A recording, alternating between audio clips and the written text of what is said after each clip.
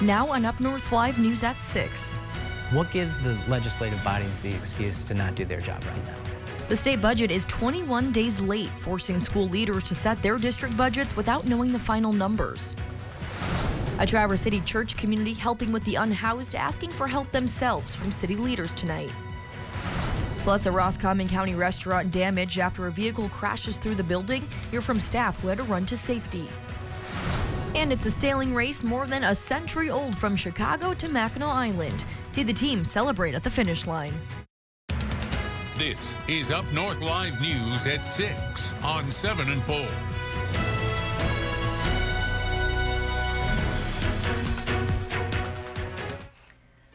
We're all in a holding pattern. That's how one Northern Michigan school superintendent describes the wait for Michigan lawmakers to pass the state's budget. State law requires a budget to be presented before July 1st, but that deadline wasn't met. Our Allie Baxter spoke with superintendents about the long-term consequences their students will face.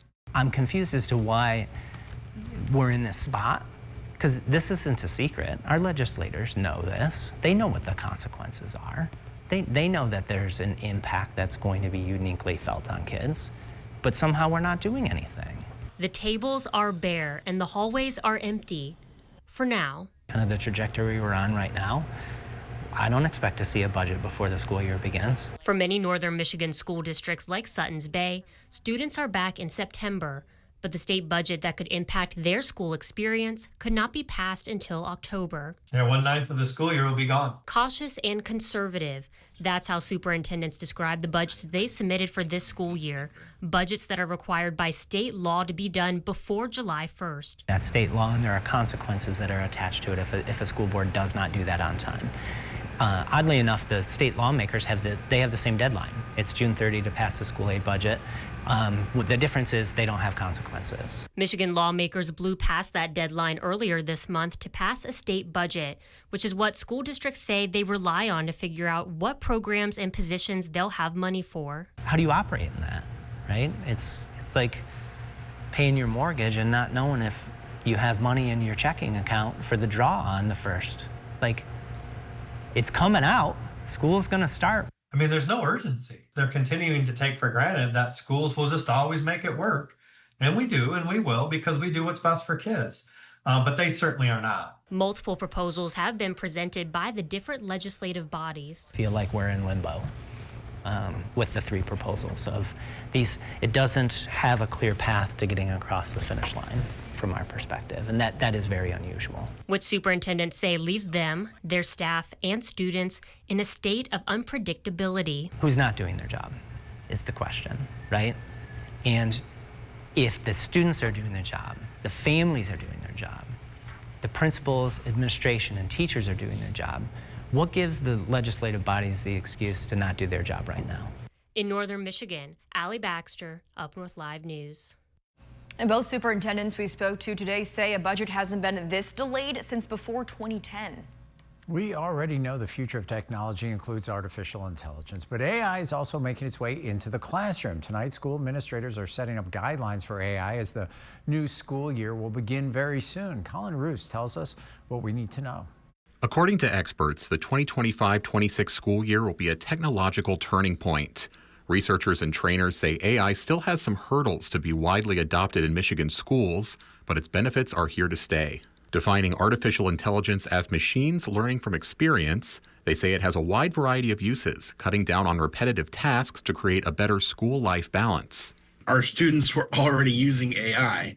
The question wasn't whether it belonged in education, it was whether we as educators were going to step up. It's a goal local administrators are running with. Harper Creek Superintendent Rob Ridgway said he saw the potential years ago for teachers in classroom preparation and planning. AI can eliminate translation services for families that don't speak English at home. It can quiz students, giving them feedback on their writing. It can even individualize assignments for students struggling in certain subject areas. We might have a student in the 7th grade who is reading at a 12th grade level and a student in 7th grade reading at a 4th grade level, and AI can help take a lesson plan and then cater it towards the student at each of those levels. He says with clear standards, it could take off in the coming years. Portage Public Schools held professional learning for teachers on AI this summer, working out how to apply it effectively. Assistant Superintendent of Instruction Dr. Michael Pasco says the danger lies in the possibility of bypassing learning. He sees its use in outlining and organizing thoughts in social studies class, but says it will have to be limited in math. There are some tools out there that can just take pictures of questions and solve them without students doing the work. Both Ridgway and Pasco say they're optimistic about its efficiency and the time it could save helping students to learn. It's a topic they say will come up more and more as education continues to move from the whiteboard to the screen. I think it's something that, we have to accept that it's here. That was Colin Roos reporting. As for how parents feel about artificial intelligence, Ridgway says there's a mixed perception right now, with some already using it in their workplaces, others seeing it as cheating. He sees that changing as districts make their standards a little more clear. Addressing homelessness in Traverse City. Tonight, Grace Episcopal Church will ask city commissioners for about $100,000 in funding for Jubilee House. UpNorthLive's Cody Bear will be at that meeting tonight. He joins us live now from inside the commission chambers. And Cody, what would this funding go towards? Maya, the money would allow Jubilee House to stay open for the rest of the year. The center works as a day shelter for the unhoused. Specifically, the funding would go towards housing. Jubilee House has 1 full-time and 2 part-time employees that help keep the center running. And usually volunteers only work 1 day a week. Tonight, commissioners will see a presentation on the history of Jubilee House and how its current pilot program is going. Then they will discuss the funding request. This is a place where you feel welcome and everybody knows your name because we learn who the community is. It's not necessarily the case if you walk into the library or that you walk into any of the other public spaces where we interact with a large swath of the community that we have here, whereas here we can really target a space. And so people know that there's actually somewhere that wants them to be there, that's going to take care of them and provide them a space to have a real community. Also at the meeting tonight, some potential shifts in staffing for the city commission. Commissioners will look at making former city manager finalist and current city clerk Benjamin Marentet the interim city manager. It's after the city and now former city manager Liz Vogel agreed to part ways earlier this month. Tonight on Up North Live News at 11, we'll take you inside the meeting and we'll bring you the results of both discussions. Live in Traverse City, Cody Bear, Up North Live News. Also at tonight's meeting in Traverse City, commissioners will discuss a grant that would move the Kids Creek Restoration Project onto the next phase. The focus is the replacement of an undersized and misaligned culvert at the 11th Street crossing of Kids Creek. The money for this phase is part of a $550,000 grant from the Michigan Department of Environment, Great Lakes and Energy. City would commit to a $50,000 in-kind match for design services and $150,000 towards construction. And in Cadillac tonight, the City Council is tackling a proposal to breathe new life into a former school. Built in 1923, the Cooley Public School building served as a school for students in Cadillac until it closed in 2010. Well, 2 years ago, the City Council voted to turn the 100-year-old building into housing. The plans call for 23 workforce housing units with a targeted rent of 80 to 120% of the area median income. Tonight, a public hearing will be held to discuss a proposed brownfield tax capture plan to help fund the project. That meeting started at 6 p.m. Scary scene in Ross Common on Saturday when an SUV went crashing through a local restaurant. After a 24-hour shutdown, Cut River Grill opened its doors back today. The staff said it was just after closing time Saturday night. The quiet end to a dinner shift turned into a moment of panic. A car suddenly barreled through the front of the Cut River Grill, narrowly missing a couple of staff members inside.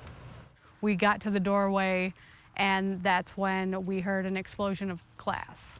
And I noticed at the headlights of the vehicle, and that's when I told her we need to go, we need to get out now. And we turned around and we ran, and we had to jump over a bar, our side bar, it's called the Rolling Oaks Room. We had to jump over the bar and to be able to get out of the building. Unfortunately, nobody was hurt, including the driver, who staff say was arrested on the scene. No word yet on why the driver lost control of that SUV. A 20-year-old man from Bentley Township is dead after a crash last Friday morning in Gladwin County. These are pictures shared by the Gladwin County Sheriff's Office from the scene. They say the crash happened at the intersection of South School Road and Swinson and Newman Road. Deputies say the 20-year-old driver was heading east when he was hit at the intersection by a southbound car. The other driver, a 44-year-old Hay Township woman, was taken to My Michigan Medical Center Midland for life-threatening injuries. Toxicology results are pending to determine if alcohol or drugs were a factor in the crash. Texas man found himself behind bars in Antrim County facing intoxication and firearm charges. The state police say they pulled over 67-year-old Stephen Charles Robin last Wednesday. They say when they pulled him over on Mansalona Road, they determined the Texas man was intoxicated, had a loaded 9mm next to the driver's seat and a .357 handgun in a safe, as well as open intoxicants in the car. Robin will be back in court on July 30th. Continuing our coverage as boats continue to arrive at Mackinac Island tonight as the 116th Chicago Yacht Club race to Mackinac is winding down. Laura Martin and her boat, the Sagamore, is docked in the harbor after navigating the 333-mile race. Laura has raced before, and this race is special for one very big reason. Because of my dad. You know, he introduced me to it when I was a teenager, and I have 4 siblings, but I'm the only one who's going to make goat. And it's like when I feel most connected to him. He died a couple of years ago, and he's there with me in the stars. And coming up tonight at 11, you'll hear from more sailors who went through a lot of weather changes to make it to the finish line.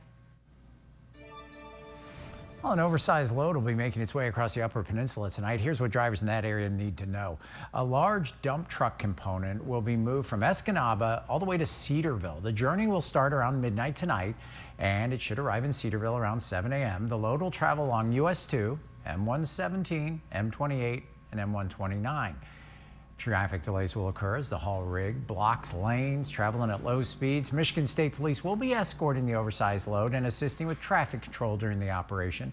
Traffic will be stopped ahead of and behind that load. We are looking ahead to tomorrow's blood drive in Leelanau County. Learn how you can help fill the need. Coming up next. In weather, another nice day today. We'll see more of that tomorrow, but building heat and humidity by the middle of the week, along with a few storms. The full forecast after the break.